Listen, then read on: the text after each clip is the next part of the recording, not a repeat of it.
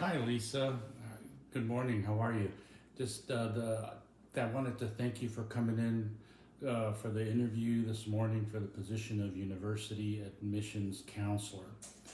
I'm going to be going to ask you for a few questions, starting off with why should we hire you uh, for this when you have applicants with more experience or better credentials? hmm I do understand that you'll have multiple candidates applying for this position and that there will be candidates that are really high quality due to the reputation of this university and that they probably will have experience in this specific role.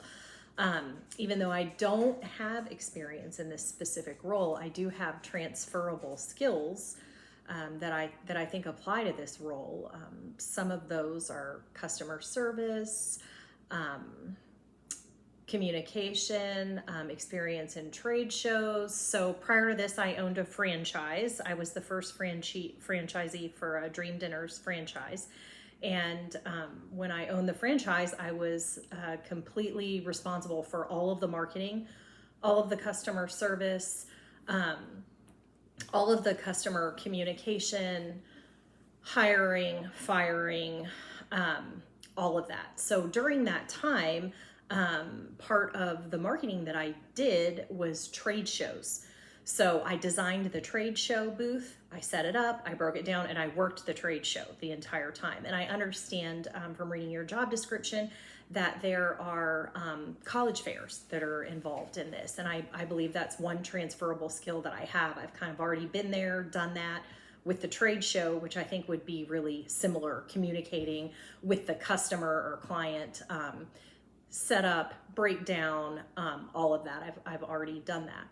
I also, within our marketing program that I actually had to design myself because I was the first franchisee, so there was not a marketing program per se in place.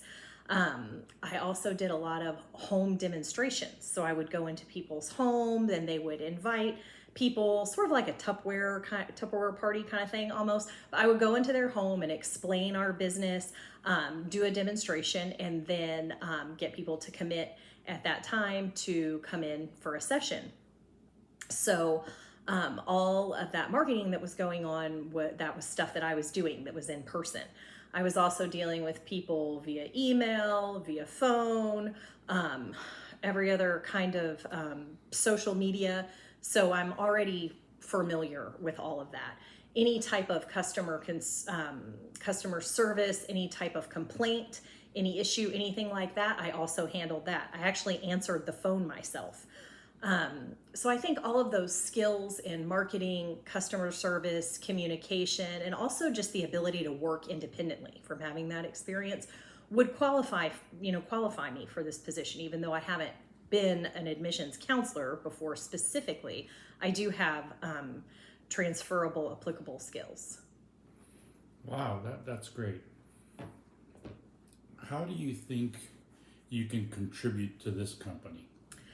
I think one key contribution that I could make would be in communication with students and parents.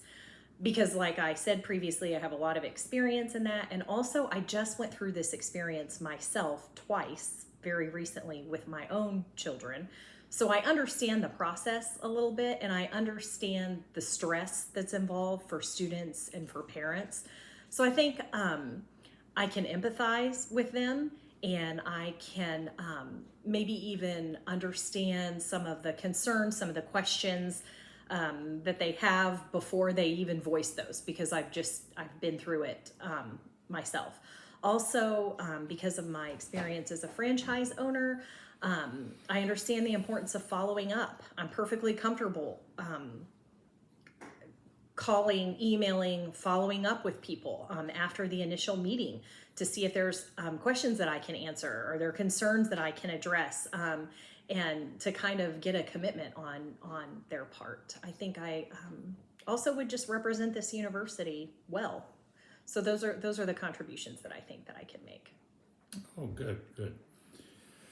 Tell me about a time when you solved a difficult problem. Okay, so one difficult problem that I solved when I owned this franchise was I had this group of people come in, and the average sale there was somewhere around $200. And so this woman wrote me a bad check because people would sometimes write checks then at that time. So she wrote me a bad check. Of course, I didn't know at the time until it didn't clear the bank. And then she called the corporate office and complained about the service at my location and said she just had a terrible experience and she wanted her money back. Well, clearly what was transpiring here was a scam type thing, because she came in, wrote a bad check, so essentially she didn't pay for anything, ran off with $200 worth of food, which I'm assuming that she ate, and then called the corporate office and tried to get a refund. So not only did she not pay for it, but she was trying to get $200 out of the deal at the same time. So the way I dealt with that difficult experience was, first I thought through it to figure out what was really going on, and then I contacted the customer and just calmly and respectfully addressed the situation. And I said, I can't refund you, although you said you've had a bad experience, because you didn't pay. So I can't really give you your money back because you didn't pay, because your check bounced. There was just a lot of lashing out, a lot of anger. That wasn't sufficient. She did not seem to either believe or understand that her check didn't clear. So then I called the corporate office and just thoroughly, calmly explained the situation, step by step, exactly what happened. And then they were able to take it from there and follow up and kind of solve the problem. And essentially what happened was they actually reimbursed me for my food costs, even though they didn't have to. That's just how it worked out. So we were able to remedy it in the end. Wow, very impressive. Well, thank you for your time today, Eric. It was nice to meet you. Thank you, Lisa.